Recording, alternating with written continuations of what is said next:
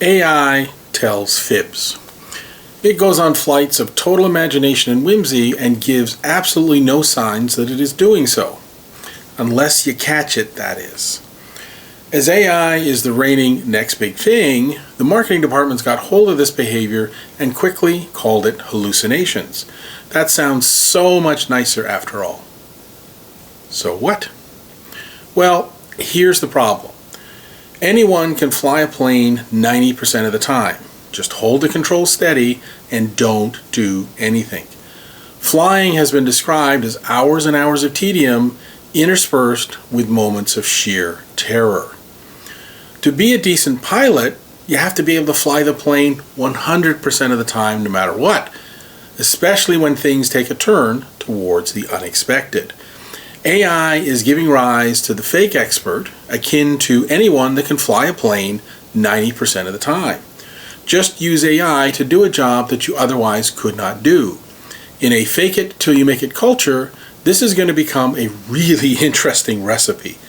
Now, I'm not saying that everyone should not be using AI, not at all. I think if anything, everyone should be embracing AI as quickly as they can.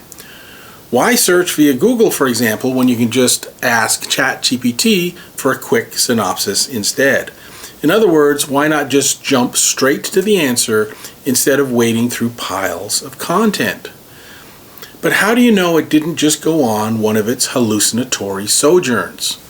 That's the rub. First, you have to know that it can do that at any time. Secondly, you have to be familiar enough with whatever it is that you wish to know that you can detect when that happens. In the good old days, we might have called that fact-checking. Fact-checking appears to be a dying art these days. Instead, it seems that just repeating something loud enough, often enough, is cause for it to become a new fact regardless of its bearing to reality. Which gives rise to the auto gurus and the let's plug ChatGPT into the expert blog culture and have it do all the work. Scary stuff. Like the internet wasn't loaded with enough of these mental landmines before we had these Autobots that could pass a Turing test hard at work. So, how do you feel about AI? How do you feel about AI's ability to hallucinate? What changes do you see happening as a result of AI being sprinkled on everything from now on? Please let me know what you'd like me to discuss if you think it's in my wheelhouse, and I'll be happy to do so.